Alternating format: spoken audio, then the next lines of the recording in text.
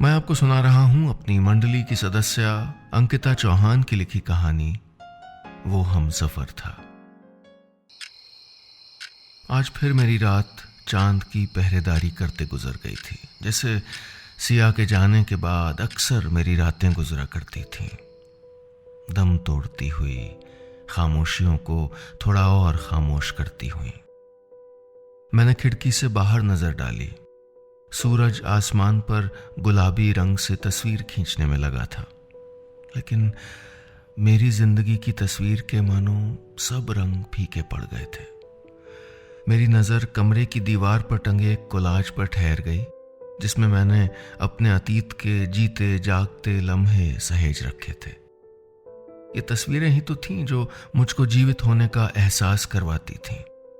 कभी मेरे होठों पे मुस्कान रख जाती तो कभी ज़बां पे रख देती एक बर्फ सा ठिठुरता हुआ नाम, सिया। सिया के साथ शादी का 1 साल पूरा करने के बावजूद प्रखर यानी मैंने जब उसकी गोद भराई पे उसके कांधे पे अपनी हथेली टिकाई तो वो कुछ सकुचा गई थी। मेरी ओर देखकर मुस्कुराते हुए उसकी नजरें झुक गईं। वो खूबसूरत पल कैमरे में कैद हो चुका था। वो पल उतना ही जीवित था, उतना ही सच्चा, जितनी सिया की सुरीली आवाज, उसका वो संगीत, उसकी वो धीमी धीमी गुनगुनाती सांसें। 1 महीने बाद ही उसने रुई के फाहे सी जिंदगी पीहू को मेरी गोद में देते हुए मेरा परिचय एक नए एहसास से करवाया था। उस दिन मैं पापा बन गया था। आज उसी तस्वीर के लम्स को छूती मेरी उंगलियां कुछ महसूस करना चाह रही थीं। शायद वही एहसास जो गुजरते वक्त के साथ सिया और मेरे रिश्ते से नदारद हो चुका था। खामोशी की खाइयों में धीरे धीरे हमारा रिश्ता खो रहा था। 4 साल पहले न जाने क्यों बिन कुछ कहे वो इस घर को छोड़ के जा चुकी थी। मैं सन सा बस उसको जाते हुए देखता रहा। शादी के 8 सालों में मैं उसके मन को पढ़ने की पहली कोशिश कर रहा था। कोई झगड़ा तो हुआ नहीं था हमारे बीच और वजह ढूंढने से भी मिल नहीं रही थी। कैसे सिया अपने घर, अपनी बेटी, मुझको यूं छोड़ के जा सकती थी? जिसे मैं उसकी नादानी समझ रहा था, 2-3 दिन का गुस्सा, वो 4 साल में तब्दील हो जाएगा, ये मैंने कहां सोचा था। सिया इस दूरी की भी तो मियाद तय करके नहीं गई थी। मुझे मेरे हिस्से ताउम्र इंतजार ही दिखता था। तभी मोबाइल में अलार्म बजा। मैंने खुद को सिया की यादों से बाहर निकाला। मोबाइल पे पीहू का नाम ब्लिंक हुआ। मेरे चेहरे पर पिघलते दर्द ने मुस्कान ओढ़ ली। आज पूरे 4 साल बाद पीहू बोर्डिंग स्कूल से वापस आ रही थी। खुशियां मेरे दिल पर फिर से दस्तक दे रही थीं। आज पीहू 4 साल बाद घर लौट रही थी। उसकी वो मासूमियत भरी आंखें, वो छोटी छोटी शिकायतें मेरे अंदर फिर से जी उठीं। एक अरसे बाद मैं आईने में अपना अक्स देख रहा था। इन 4 सालों में कितना बदल गया था मैं। बालों पर कुछ चांदी उतर आई थी। आंखों के पास उम्र जैसे अपने निशान छोड़ गई थी। जब हम रुक जाते हैं, जीने का मकसद खो जाता है, तो वक्त क्यों नहीं रुकता?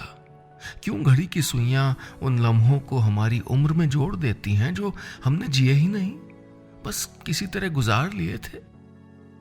मैंने लंबी सांस लेते हुए खुद को सोच के भंवर से बाहर निकाला। टॉवल से मुंह पोंछते हुए अपना मोबाइल चेक किया। 9 बज चुके थे। पीहू की कैंपस बस आने ही वाली थी। उससे मिलने के लिए, उसको गले लगाने के लिए मैं जैसे तड़प रहा था। बीते 4 सालों में उससे ठीक से बात भी नहीं कर पाया था। पेरेंट्स मीट के लिए जब भी मिलता तो पता लगता कि सिया भी कभी कभी पीहू से मिलने आया करती थी। लेकिन जब मैं सिया के बारे में सवाल करता तो पीहू खामोश हो जाती, बिल्कुल अपनी आंखों की तरह सूनी, निशब्द। अचानक बस का हॉर्न बजा।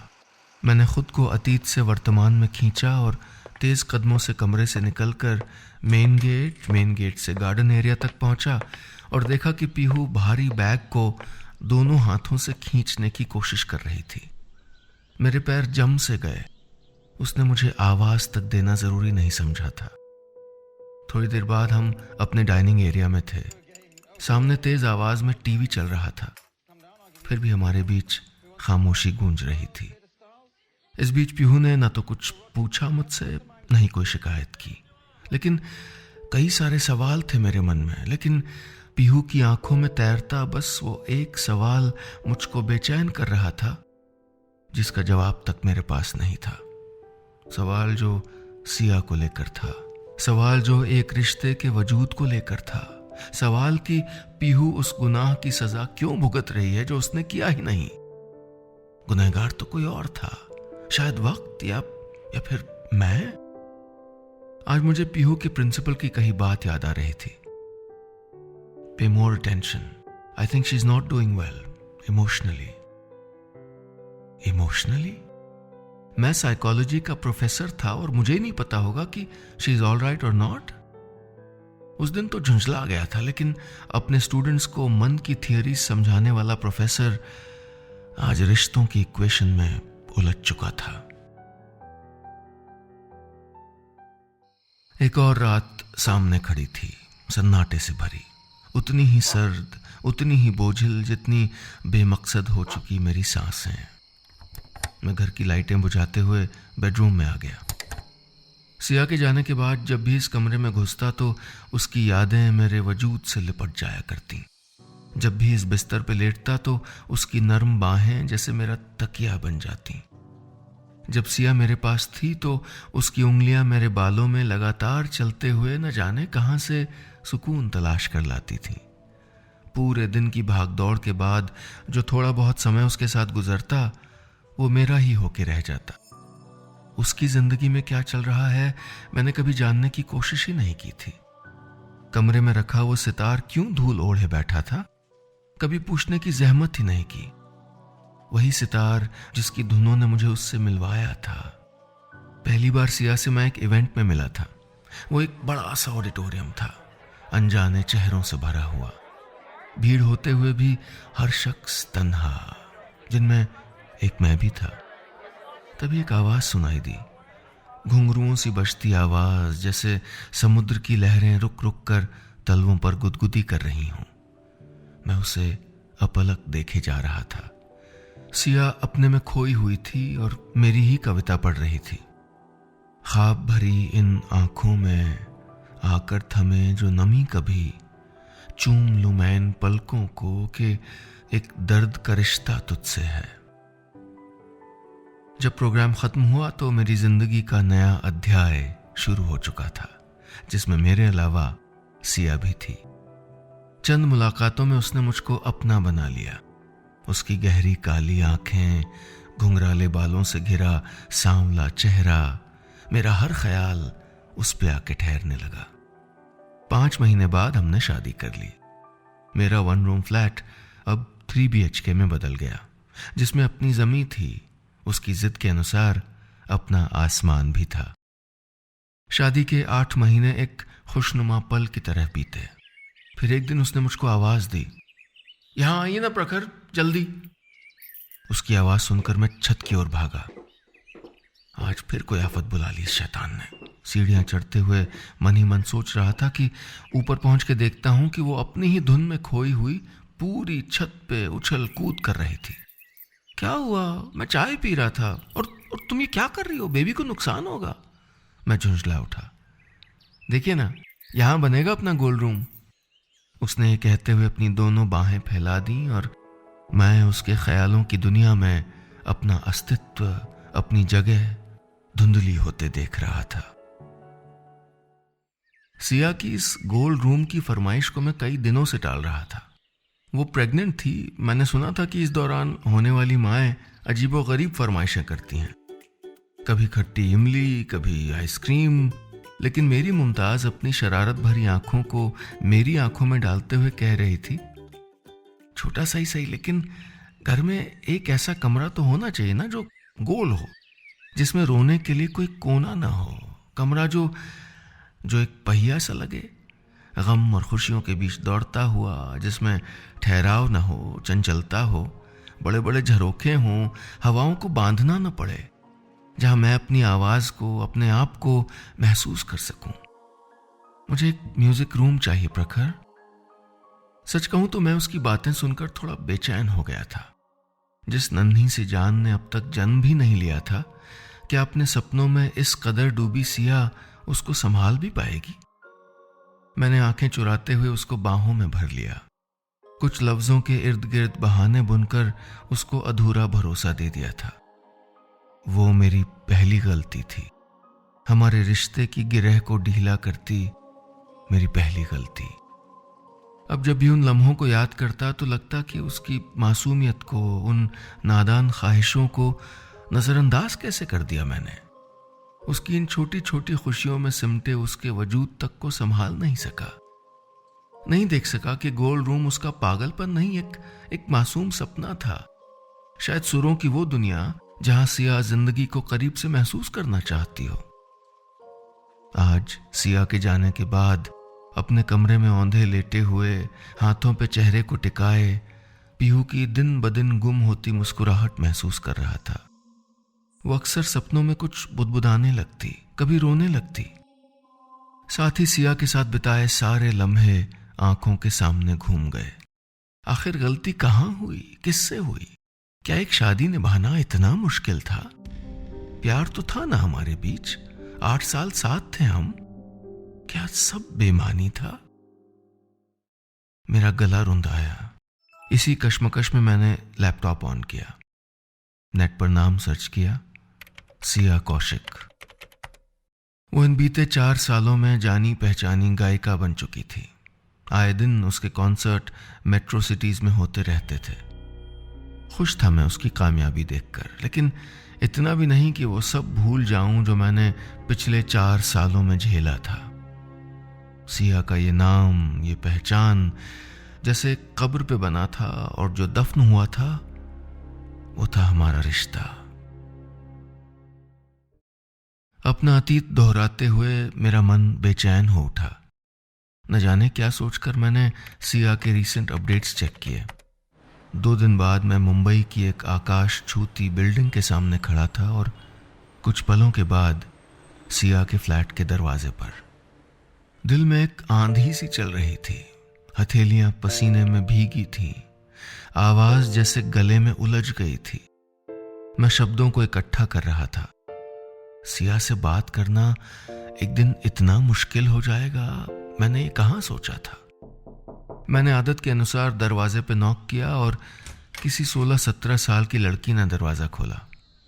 मैंने कमरे के अंदर झांकते हुए धीरे से पूछा, सिया है? मैं दिल्ली से, प्रखर।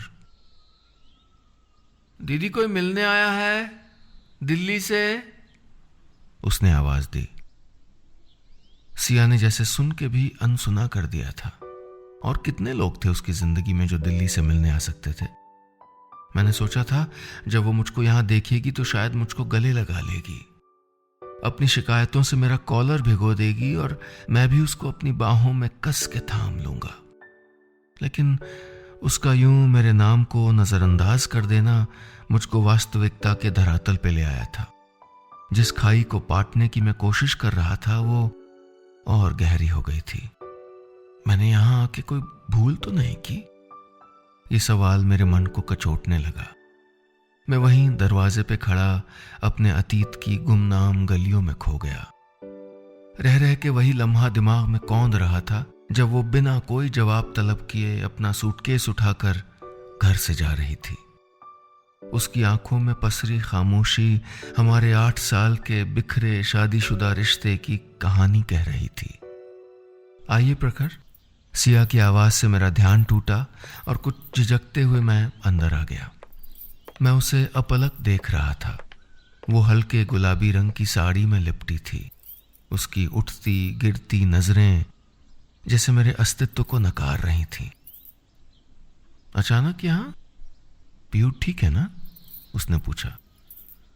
क्या तुमसे मिलने से पहले मुझको वजह ढूंढनी होगी? हाँ ठीक है पीहू। एक्चुअली नहीं है, ठीक नहीं है वो। मैं उसको संभाल नहीं पा रहा हूं सिया। वो हमेशा कंफ्यूज रहती है। तुम आखिर क्यों कर रही हो मेरे साथ ऐसा? तुम्हें नाम, पैसा, कामयाबी चाहिए थी तो कहती मुझसे ना, हम साथ में कोई कोशिश। वो मेरी बात बीच में काटते हुए बोली, तुम मुझे कभी समझ ही नहीं पाए प्रखर, बिल्कुल भी नहीं। तो समझा दो, तुम वही समझने तो आया हूं। मुझसे कहां गलती हुई कि तुमको मुझसे इस हद तक नफरत हो गई? वो आज भी बिना कुछ कहे उठ के चली गई थी और मैं आज फिर खुद को हारा हुआ महसूस कर रहा था।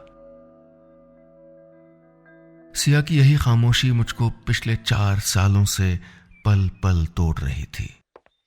खुद को संभालते हुए मैं सिया के पीछे गया तो देखा वो गैस पे चढ़े ठंडे पानी में ही चाय पत्ती डाल चुकी थी। नफरत ही तो नहीं कर सकी तुमसे अब तक, उसने कहा। नाम, पैसा, कामयाबी, ये सब मेरे लिए कभी मायने नहीं रखते थे, लेकिन सोचती हूं जो मायने रखता था, क्या उसके लिए भी मैं उतनी खास थी? मैं चुप था। वो बोल रही थी कि जिस रिश्ते को फिर से जोड़ने की आस लिए मैं यहां आया हूं, वो रिश्ता उसको घुटन देने लगा था। कुछ अनकहा, अनसुलझा एहसास था हमारे बीच, जिसने हमारे रिश्ते को जकड़ लिया था। हम एक घर में एक बिस्तर पे साथ होके भी अजनबी बन चुके थे। गैस पे चाय का पानी उबल रहा था, मानो हमारे बीच बचे हुए रिश्ते की कहानी कह रहा हो। क्या हम एक कोशिश, इस रिश्ते को एक और मौका नहीं दे सकते? मैं जानता हूं गलत था मैं हर जगह, लेकिन वक्त बदलता है सिया, इंसान भी। मुझे माफ कर दो अगर। गला भर आया था, मैं आगे कुछ नहीं बोल सका। छोड़ आया उसको उसके सपनों के बीच, सपने जो उसने देखे नहीं थे, बस खड़े करने पड़े एक सप्लीमेंट की तरह, शून्य को भरने के लिए, शायद जीने के लिए। मुझे मुंबई आने की जल्दी थी क्योंकि मेरे पास एक आशा थी, लेकिन वापस खाली हाथ पीहू के पास लौटना, उसके सवालों को सवालों पर खत्म करने की कोशिश करना, ये सब करते करते मैं अब थक चुका था। बदहवासी में ट्रेन का टिकट लेकर जब मैं वापस घर पहुंचा तो रात के 11 बज चुके थे। पीहू को आज रात दोस्त के घर से वापस लाने का ख्याल भी मैंने छोड़ दिया। खाली बरामदे में फैले अंधेरे को अपने अंदर जज्ब करते हुए मैंने जेब से चाबी निकाली, लेकिन गेट खुला था। मैं हड़बड़ाते हुए तेज कदमों से अंदर गया तो देखा उसी हल्की गुलाबी साड़ी में लिपटी सिया खड़ी थी। उसके होंठ कोई धुन गुनगुना रहे थे, चेहरे पे मध्यम मुस्कान थी। मैं वहीं रसोई के दरवाजे पे टिक गया। मेरे कदम आगे बढ़ ही नहीं रहे थे। मुझे देखकर वो बेतकल्लुफी से चाय छानते हुए बोली, जल्दी से चेंज कर लीजिए, चाय तैयार है। हाँ, छत पे ले आओ, तुम्हारे गोल रूम में, मैंने उसी सहजता से कहा। वो स्तब्ध थी, चुप थी, लेकिन एक खामोश बातचीत, गुफ्तगू चल रही थी हमारे बीच। ये दिल के दर्द, ये मुश्किलें, धीमी आंच पर पूरा एक दिन उबलती चाय, शायद हमारे रिश्ते को थोड़ा और मीठा कर गए थे। बस इतनी सी थी ये कहानी।